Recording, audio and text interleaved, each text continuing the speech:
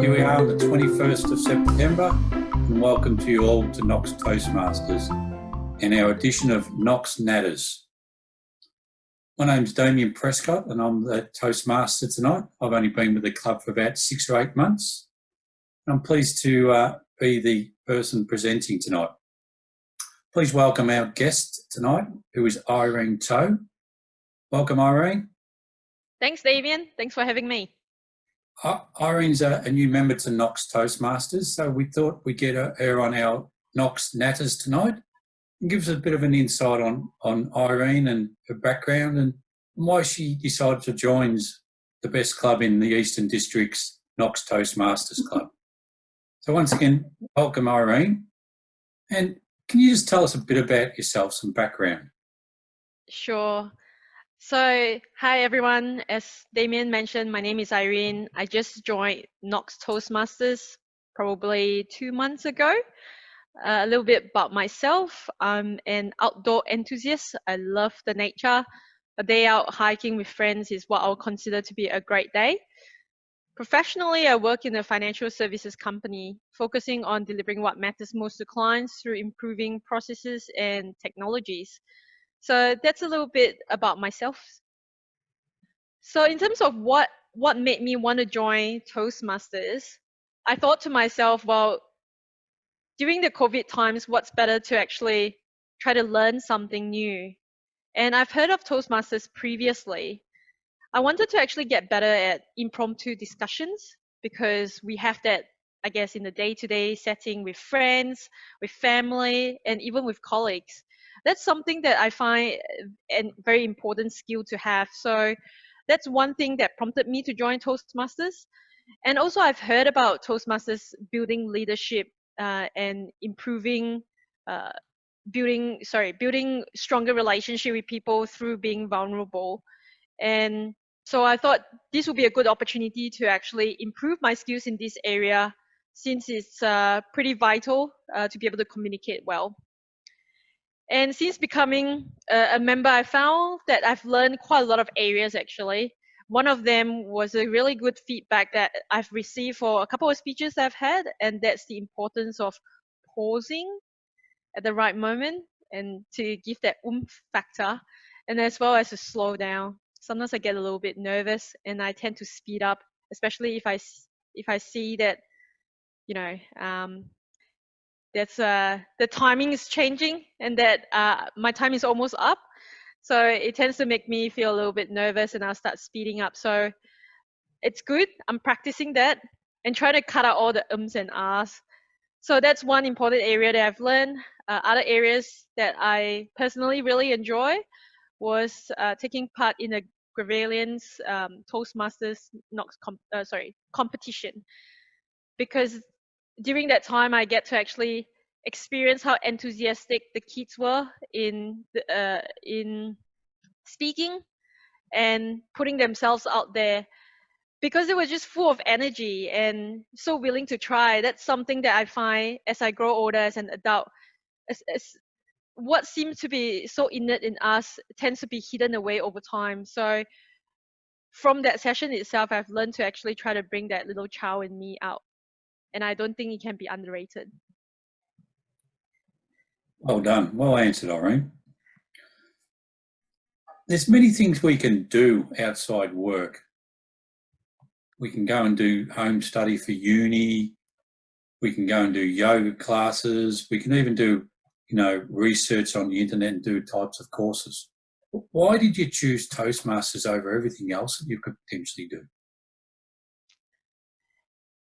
Well, I've actually joined a couple of Toastmasters in the past, just a couple from work, because I wasn't going to continue with my work contract at that point in time. I didn't feel like I could actually join permanently.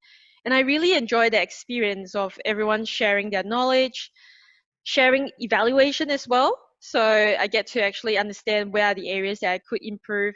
I find the environment very conducive for learning. People were not judgmental. And it's almost like going back to school, but in a different way through experimentation. So I really enjoy learning on the go. And I think Toastmasters is one that enables me to do that. Right. How would you encourage someone that thinks about joining Toastmasters because wants to learn how to speak in public speeches, build relationships with people, but is hesitant to maybe make that call or come to a meeting? How does that type of person get over that obstacle? Well, I think if the person wants to join and finds it difficult as a starting point, one way to overcome that is perhaps to grab a friend along and sort of say, hey, I'm actually interested in this. Can you come with me? And the first couple of sessions, I believe it's free anyway. So you could sort of join, have a taste of it, whether or not you'll like it or not, and make a decision from there. So I'll just encourage the person to bring a friend along and think of it as an experimentation. So rather than something permanent that you can't get out of it, this is something that you can kind of go and try before you buy. So it's pretty good that way. Right, and everyone will support them as well when they come along and be friendly. So yeah, that's Absolutely. great. I felt very supported in Knox Toastmasters. Everyone's really friendly. Since you've joined, you've jumped in. You haven't hesitated in getting involved in speeches. And I remember your first speech you did. You told us about your family and your experiences overseas. But over the last couple of weeks, we've had events, the humorous speech and the assessment, and you jumped in and did that. So you're not hesitant to do anything that's new to you. Actually, that's not exactly true. I think I do hesitate quite a fair bit. However, a part of me kind of pushed myself to move forward from there because life is pretty short. So the best way of actually learning something is really to get ourselves out of our comfort zone. I think that's the best way to grow actually. Right. So what do you want to get out of Toastmasters? Is it better public speaking, grow more friends? Do you want to go and be in a speech context regionally, nationally, overseas? No, I don't think I've ever had dreams that way. I think my goal is actually really simple, is to be better at day-to-day conversation because I sometimes find myself a little bit awkward. So it's good to be able to think on my feet and respond, but also be able to listen a little bit better. And at work itself, I find building relationship and being able to influence people really important. So one of the things that I really want to get out from Toastmasters is the ability to do that, to be able to understand where the other person is coming from, to be able to respond based on their needs, and to be able to influence effectively. Right. We're getting near the end of the podcast, but as part of Toastmasters, we do impromptu speaking. So I'm going to quiz you tonight on an impromptu speech, but I'll give you a minute to do it. Okay? Okay. So tonight's question or sentence is, if Irene Toe was Prime Minister, what would she do today? Wow, that's a really big question actually. Is that Prime Minister of Australia? Yeah. Given the COVID times at the moment, I think there's a lot of uncertainties around. And I sense a lot of fear in people, not just by chatting with my friends and people feeling isolated, I guess, because I'm in Victoria at this point in time in Melbourne. So all the more we're feeling it. As a Prime Minister, I would probably come up with some fun activity that the whole nation could do to get that whole national spirit going.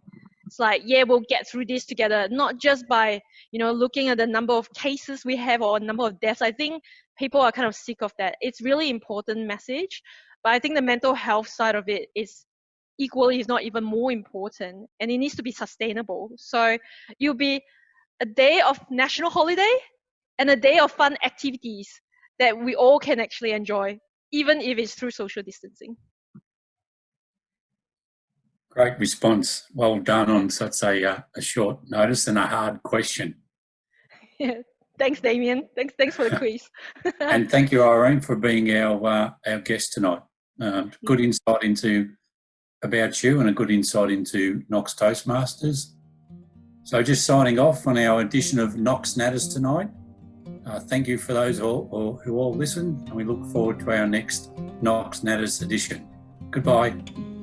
Bye.